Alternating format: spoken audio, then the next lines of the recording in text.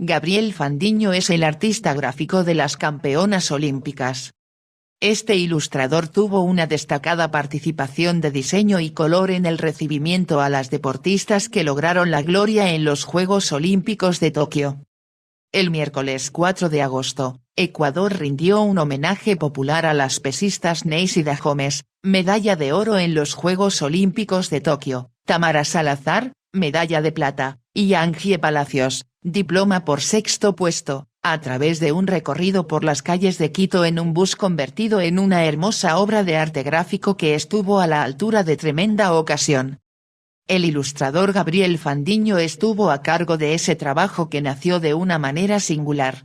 El día en que Neisida Gómez ganó su medalla, hice un dibujo tributo que colgué en redes sociales y se viralizó. El equipo de la campeona lo vio, le gustó y se comunicó conmigo para invitarme a realizar el brandeo del bus en el que las campeonas iban a ser recibidas en Ecuador y en el que iban a realizar su traslado por Quito y otras ciudades de la sierra. Opté por realizar sus retratos a gran escala, triunfantes, cubriendo todo el bus, señala este artista gráfico que ha cubierto varias áreas de la comunicación. ¿Qué consideró importante destacar en ese diseño? Creo que fue el poco tiempo de ejecución. Lo hablamos un día martes y al día siguiente ya estaba implementado sobre el bus. Quedó muy bien.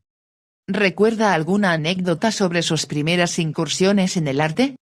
De niño, mis profesores se quejaban de mis cuadernos, llenos de dibujos hechos en clase en vez de los dictados del día. Mis compañeros me empezaron a pedir que les regalara dibujos, y esa fue mi forma de integrarme, de salir de mi burbuja, pues en la escuela yo era un muchacho apático, sin mucho que decir. ¿Cómo se capacitó? Ingresé en el Colegio de Bellas Artes de Guayaquil. Siempre es un paso importante capacitarte en aquello en lo que tienes talento, y en el caso de los artistas jóvenes llega el momento en el que se necesita una dirección para dar algo de orden a las destrezas empíricas. Sin embargo, en aquellos años formativos no sentí que el arte o el diseño fuese lo mío, así que cuando llegó el momento de tomar carrera opté por sistemas y computación, que era lo que realmente me interesaba. ¿Cómo comenzó su carrera profesional en el arte y el diseño gráfico? A mediados de los años 90, un gran diseñador editorial, como lo es Vladimir Torres, estaba buscando ilustradores jóvenes para trabajar en Granasa, Diario Expreso, 1996-1999. Entré al mundo editorial siendo todavía un estudiante de 16 años. Me empapé en el aspecto de diseño y visual, pero también me empezó a llamar la atención lo periodístico. Desde esa época aprendí a combinar el rigor del periodismo con lo visual, de cuya combinación nace la infografía periodística, campo en el que me especialicé. Luego pasé a trabajar en Diario El Universo, por un total de 21 años, donde definitivamente me decanté por la infografía periodística como ámbito de trabajo. Allí terminé de formarme con Pablo Ramírez Bañares, infografista español, recién fallecido, uno de los mejores del mundo en ese campo. Con Pablo estuve en España, en la Universidad de Navarra, en el epicentro mundial de la infografía. Allí, como jefe del equipo de infografía que el director del diario, Carlos Pérez Barriga, formó para El Universo, obtuvimos un premio de infografía periodística, el primero en ese campo que Ecuador tuvo en su historia. ¿Qué se considera artista, artista gráfico, ilustrador? Dentro del mundo del diseño domino algunas áreas, diseño editorial, diseño publicitario, además de la infografía, etc. Incluso en los últimos tiempos me he dedicado a dar talleres a jóvenes donde hago coaching basado en el diseño, pero mi base es la ilustración y es donde me siento más cómodo. ¿Cómo vivió el paso hacia las herramientas digitales? Yo empecé profesionalmente a mediados de los 90, cuando las primeras versiones de softwares de diseño empezaban a abrirse camino. Fui un nativo digital en ese sentido. Pero mi base siempre será el papel. Yo propongo en mis talleres que un artista, ilustrador, diseñador, en fin, un comunicador visual debe bocetear primero sobre el blanco de una hoja, a lápiz, para plantear su proyecto, con sus obstáculos y soluciones. Creo que el 95% de un buen trabajo visual se resuelve en el boceto. El 5% restante corresponde a la ejecución, ya sea en computadora o cualquier otro soporte. Grandes ideas han nacido del boceto en una servilleta. ¿Qué aprendió en sus años como artista gráfico en prensa? Aprendí a ser muy crítico y cuidadoso con mi trabajo. Un diseño o ilustración es susceptible de ser corregido, incluso cambiado totalmente, antes de su publicación.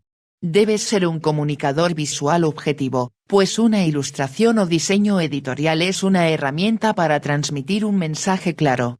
Un buen reportaje puede arruinarse por un concepto gráfico pobre. ¿Cómo nació su inclinación por el mundo cómic? El cómic es un hobby culposo, pues hay que invertir bastante para tener una buena colección. He realizado mis propios cómics, aunque nunca los he publicado. En el 2015 presenté mi primera novela ilustrada, trata sobre zombies en el Guayaquil antiguo, la publiqué bajo el seudónimo de Décimo Quevedo. En el 2019 fui invitado como ilustrador a la Comic Con de la ciudad y pude compartir con los entusiastas del noveno arte. Me preguntas sobre mis personajes favoritos, y te digo que prefiero a Marvel sobre DC. No tiene que ver con las películas, soy fan de ese universo en los cómics desde mucho antes. ¿Qué trabajos relevantes ha hecho como diseñador freelance? En términos de los que me han gustado mucho, puedo nombrar el diseño e implementación de las áreas infantiles y juveniles de la Feria Internacional del Libro, FIL, de Guayaquil durante los últimos 5 años. El primer año ilustré El Quijote en grandes paneles para los niños, al año siguiente diseñé una instalación inspirada en la obra del autor inglés Roald Dahl, Charlie y la fábrica de chocolates, 1979. En las siguientes ediciones recreé los mundos fantásticos de Julio Verne, un trabajo muy satisfactorio, pues soy fan de Verne, los monstruos literarios como Frankenstein y Drácula, etc. Tuve libertad creativa, y me la pasé muy bien, gracias a la apertura de los organizadores de la FIL, a Expo Plaza, y al equipo de la empresa La Otra Fiesta, quienes implementaban los espacios. ¿Sus pasatiempos están relacionados con el diseño? Mi hobby personal dentro del dibujo y diseño es la creación de pósteres de películas que nunca existieron. Algún día quisiera hacer una exposición al respecto.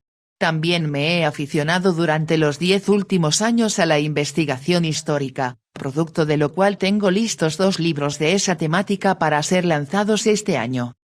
¿Cómo llegó a interesarse en la investigación histórica?